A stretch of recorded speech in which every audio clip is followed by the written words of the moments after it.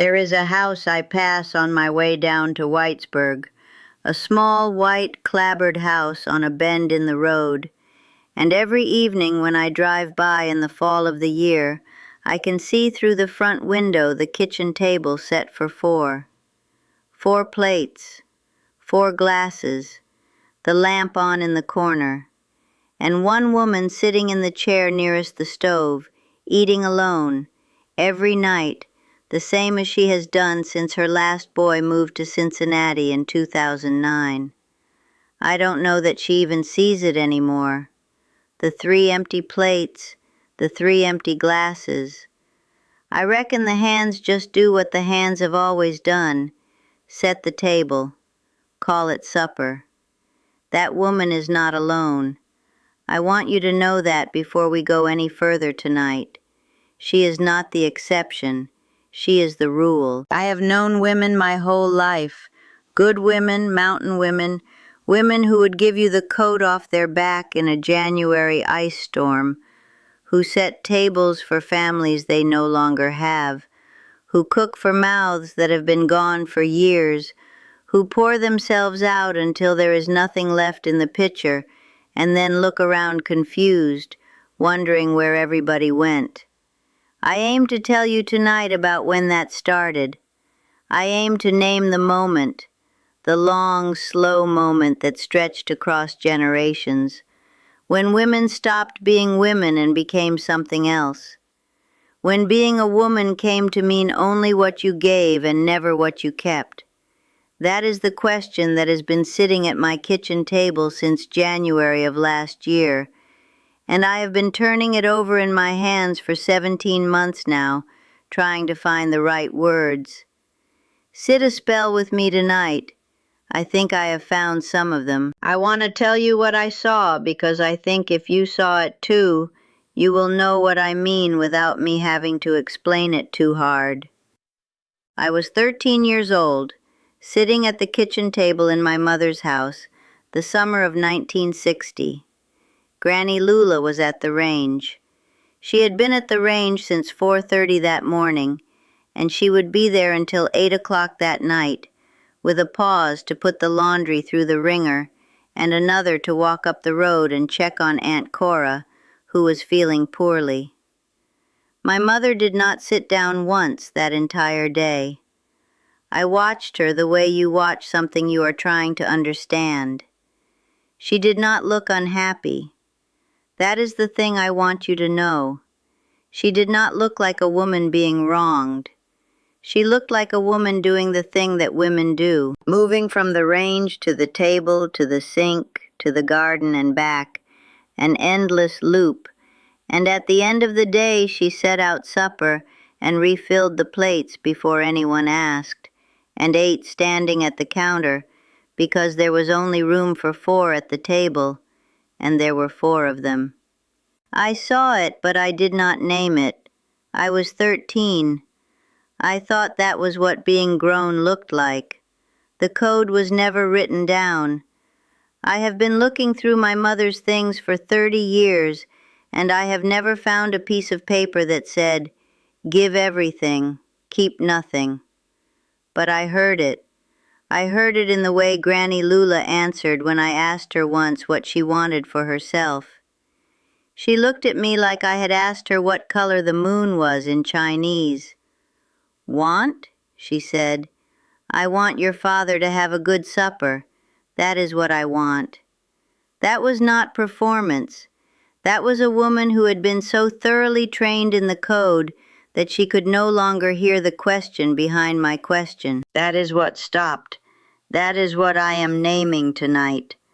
A slow, quiet strangling that happened across generations of women who were taught, by love mostly, by the best intentions of women who had been taught the same way, that their desires were a kind of selfishness, that wanting something for themselves was a betrayal of the people who needed them, and so they gave up wanting, and then they forgot they ever had wants to speak of, and they became very good at setting tables for 4 and eating standing at the counter and calling it a full life.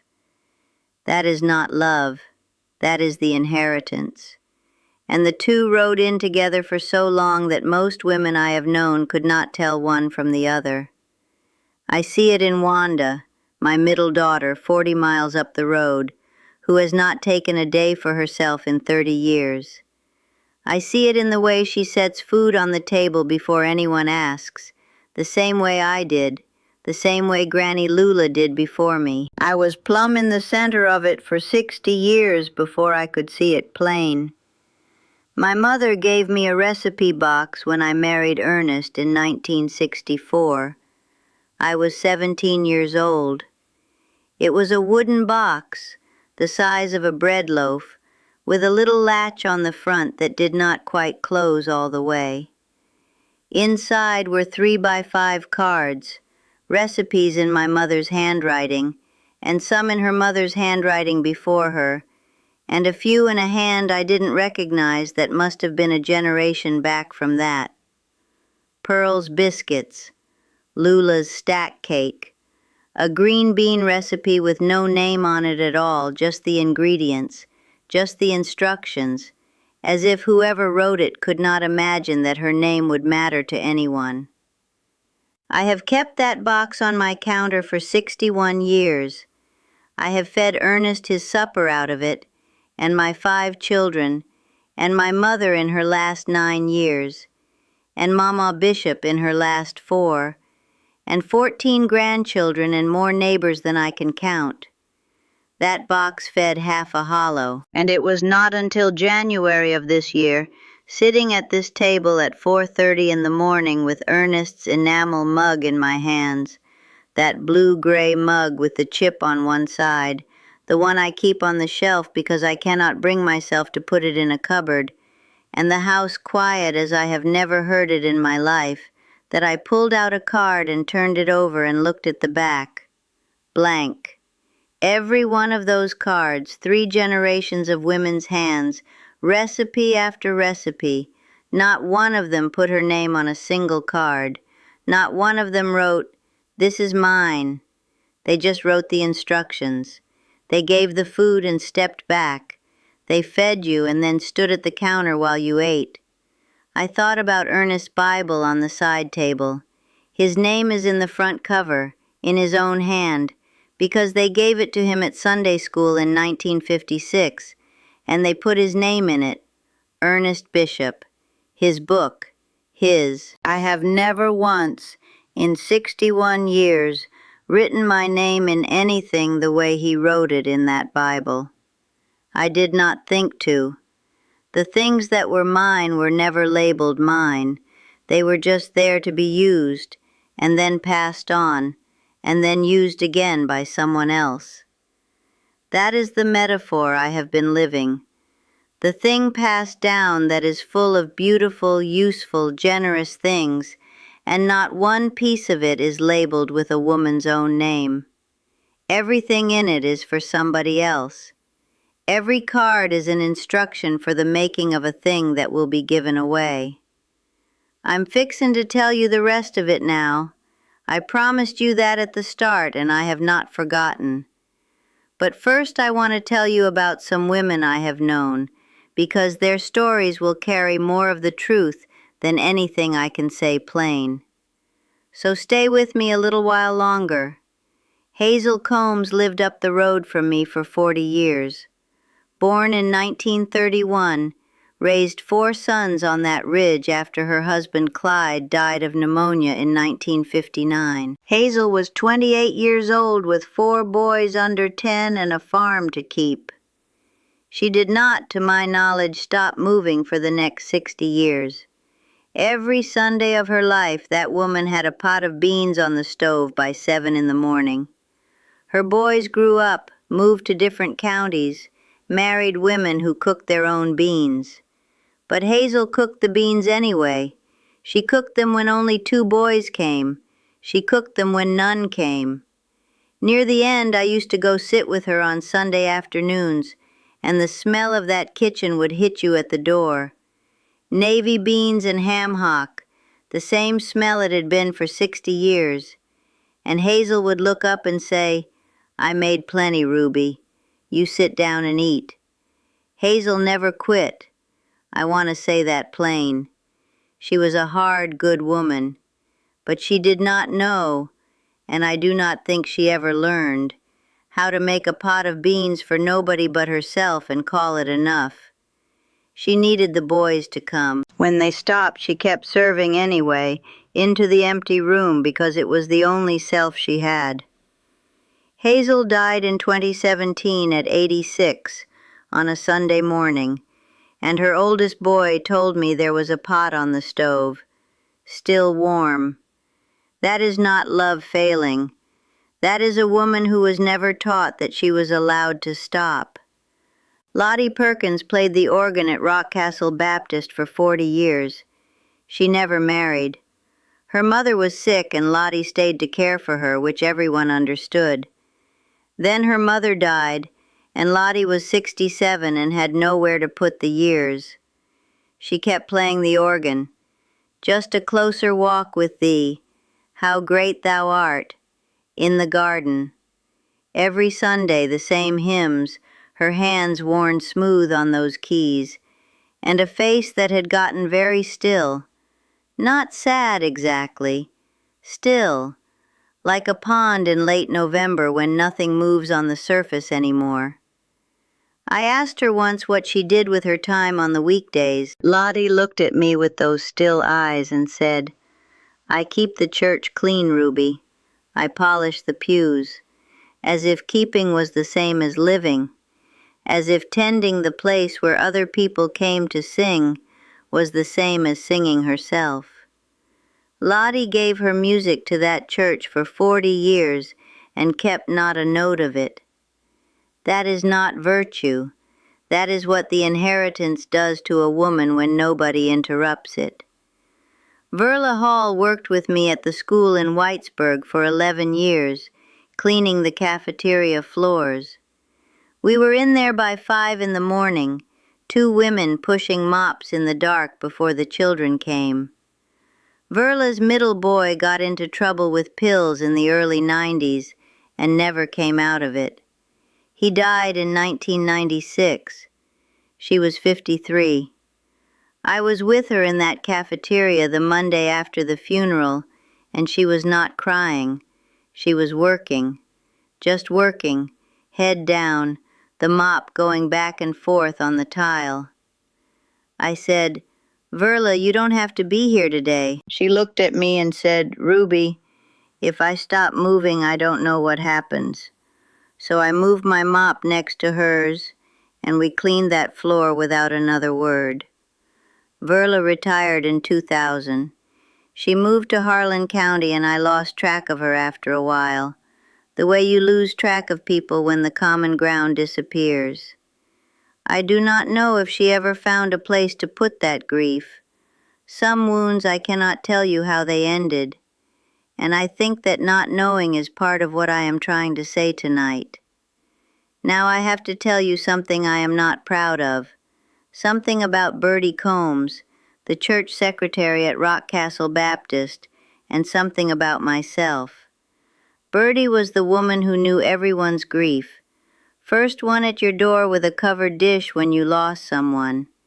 She carried a big worn purse to church every Sunday with extra Kleenex for women who cried, cough drops for the deacons, a little notepad where she wrote down prayer needs. Bertie gave that congregation 30 years of herself, and not once did I see anyone bring Bertie a covered dish. Because Bertie was the woman who brought the dishes. That is not how it worked, and I want to confess tonight that I was part of that. I am not a villain in this story, and neither was anyone else, but I am in it. I watched Bertie carry that grief-keeping for 30 years and never once thought to ask her, "Bertie, who sits with you?" I did not ask because the code told me she was the kind of woman who sits with others. We were each in our lane, and none of us asked whose lane it was serving us. Worse than that, the confession that sits heavier. I raised my own daughters the same way. By the time Wanda was 10, She knew how to put a meal on the table without being asked. By the time Darlene was 12, she thought to bring food to a sick neighbor. I thought I was raising them right, but I was handing them the recipe box with no names on the cards, teaching them by everything I did in that kitchen that a woman's worth is in what she gives. I was Granny Lula. I just did not see it then. I see it now, and it is a hard thing to see late. I have been sitting at this kitchen table since January of last year, writing things down on a yellow legal pad. I was not trying to make anything. I was just trying to answer Sherry's question. Sherry Adkins lives 2 hollows over. She comes on Friday afternoons and we have coffee on the porch. And about a year ago, she sat down across from me and said, "Ruby, how did you figure out how to be a person again after a lifetime of being a function?" I did not have an answer. I sat there and did not have one word to give her. So I went in the house and started writing. I wrote for 3 months, 2.5 legal pads, and what came out was the closest thing to an honest account I have managed of what this inheritance looks like from the inside, and what I have been learning, slowly, imperfectly at 78 years old, about how to come back to yourself when you have spent a life going somewhere else. Sherry read it and she cried, which Sherry does not do easily, and she said, "Ruby, this is not just for you. There are women who need this." I told her I did not think anyone needed to read an old woman's legal pad thoughts. She said, "That is exactly why they need to read them." I thought of Hazel, who cooked those beans into an empty room until the day she died, and never knew she was allowed to stop. I thought of Lottie with her still face and clean church, and not a note of music kept for herself. I thought of Verla pushing that mop in the dark the Monday after she buried her boy, because stopping was too frightening, and nobody had ever taught her there was another way. 3 women, good women, not one of them ever given a word that said, "The code is not the truth. You are allowed to be a person." Linda called when I told her I was thinking about sharing it. Linda is my oldest. She said, "Mama, that is private. You don't need to be putting our family out there for strangers." I understood that, but I kept thinking about Verla's mop, and I decided that private was a luxury I had already paid too high a price for. I put a link in the first comment under this video for anyone who wants to sit with it a while. Anyway, where was I? Right. The recipe box is still on my counter. I have not moved it. I do not intend to. But I did something this past March that I had never done in 61 years of keeping that box. I pulled out a blank card from the back, one of the ones that was never written on, and I sat down at this table with a pencil, and I wrote my name on it. Ruby Mae Bishop. And then I wrote down something I like to make just for myself, a cup of coffee black with a little honey. Nothing that feeds anyone else, nothing that goes on a potluck table. Something that belongs only to me, that I make on a Tuesday morning when there is nowhere to be and nobody waiting. I put the card in the box. My handwriting, alongside Granny Lula's and her mother's before her. The first card in 3 generations with a woman's name on it. It is a small thing, I know that. But the box is a little different now. It has a person in it, not just instructions. If you are listening to me tonight, friend, I want to ask you one question before you go. Not a hard one, just this. Is there anything in your recipe box written in your own name? Anything you have kept? Anything you have poured into yourself even half as faithfully as you have poured into everyone else? If there is not, I am not here to shame you. I am here to tell you I know how that is. I lived it for 60 years, and I am telling you now, while there is still time for you to do what I could not. The pencil is still on the counter. There are still a blank card or two in the back of that box. I leave them there on purpose. Some mornings I just look at them and I think, not yet, and that is all right. But they are there, waiting, same as I am. I am a late woman, friend. Don't you be one too.